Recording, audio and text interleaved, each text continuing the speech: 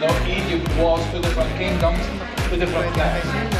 The papyrus was the flag of the north, the lotus flower was the flag of the south. The second reason is the flower, which should be much bigger than this even.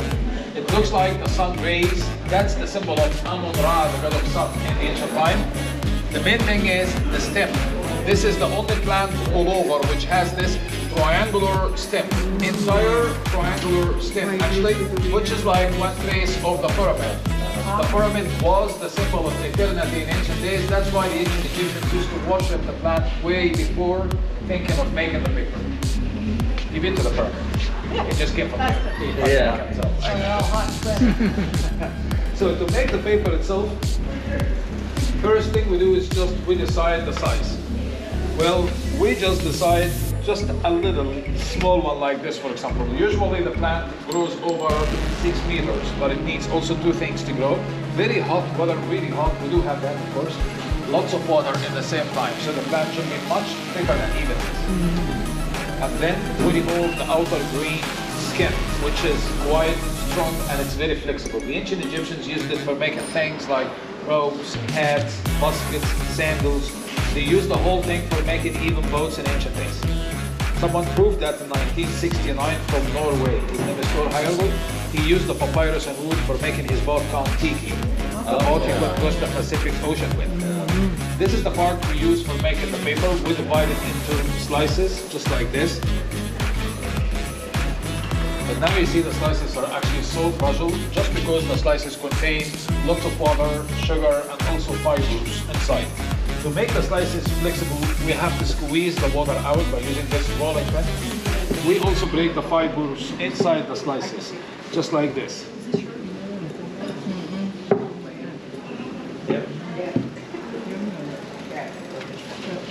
Now you see the slices are much flexible and stronger than before. Then we soak the slices in the water for 2 days to reduce the sugar. We have to change the water every day. 2 days just in case, if you want to get this light color. If we left the slices longer, like 10 or 15 days in the water, it gets that dark brownish shape. The dark paper, it's the same thing, the same quality, but it takes long time to make the paper, hard time to paint on it, just because the brownish paper absorbs more colors than the white one. After the time in the water, we arrange the slices in horizontal and vertical positions between two pieces of carpet like this, or two pieces of cotton. The ancient Egyptians, of course, they didn't have the same materials we use now, so they used animal skins in the beginning, like camel hides. Later, they used the linen as well. You can weave the slices, you can flat them, like put one layer on the bottom, one layer above. That's okay, but it should be horizontal and vertical. And so on till we complete the whole sheet, and then we're gonna squeeze everything under this press here for 6 days. 6 days? Yep. This is the only different thing you can tell. The ancient Egyptians used instead heavy stones or heavier rocks, actually. You got time? So during the 6 days, everything will stick together naturally. That's because of the cellulose inside the fibers that acts like a natural glue. No chemical materials, no machines until now. Until we get a piece of paper exactly like this, you can see the paper is quite strong. It's very flexible and very smooth. Against the light, you can see easily the horizontal and vertical arrangement. That's what makes the paper that strong. You can use any type of colors on it, no matter what. You can use oil colors, watercolor, ink, acrylic, whatever. It lasts many years, and this is the main thing. This is the only paper could last this number of years under all conditions, never fade. It was considered the biggest industry they ever made after they decided to use it for writing and paintings, because the first use for the paper was to wrap the mummies with. Those people, they didn't have papers before, of course, so they didn't know what writing is. They used to carve everything. So once they decided to write and paint on it, their daily life and messages and so on, this paper became the biggest industry ever. So this is about the paper. Have you been to the Egyptian Museum? Yeah. Have you seen the story of the judge? Papyrus paper. Really? Where are you from? Oh, Daniel. You can do the picture over to Just change that to this one. Yeah, there you go. Because it's near the altar. He's writing down our names and our family name. But in Egyptian. In Egyptian, in hieroglyphic. Hieroglyphic. In ancient It's Egyptian. nice. Take a picture of it, Rosie. Picture.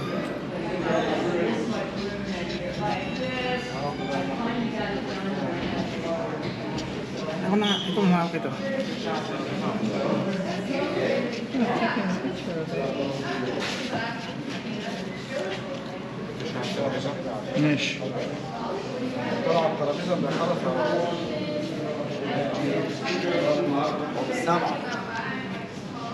بقول لك هحط لك الشعب. سمعت وقلت له ماشي.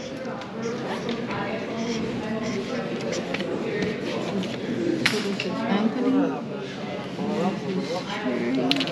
Very nice. He's writing her name in It's hieroglyphics. hieroglyphic.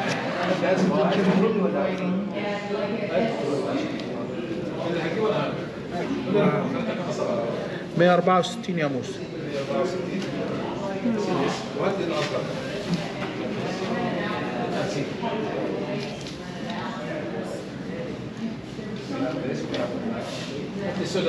That's amazing. Oh, How many letters is your name? Anthony, and then Oh, Cherry. you put your first name too? Yeah, first name, and then Cherry, and then Kicho. Oh, okay. Our family name. Right.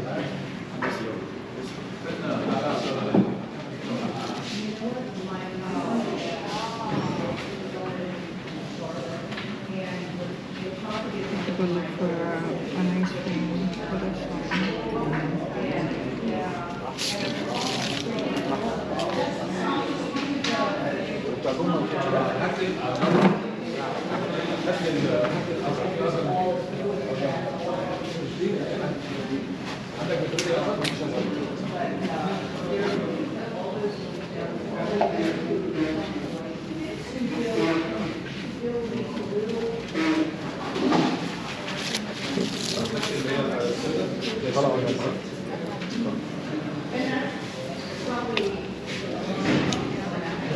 The blue one is this is the small size. Well,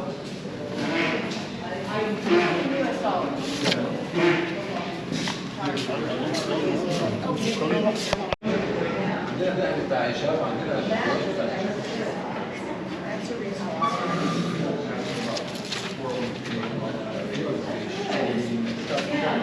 الجواز بتاع هشام لا خلصت والله.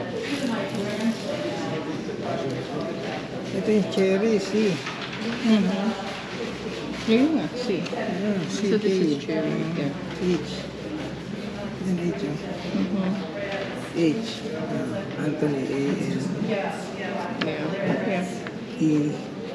H. So this is my O-N-Y. name.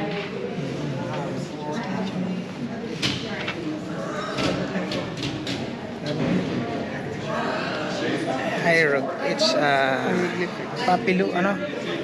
Papyrus. papyrus paper with the Holy Family and our names in hieroglyphic. Hieroglyphic. Hieroglyphic. Hieroglyphic. That's the artist. Hello.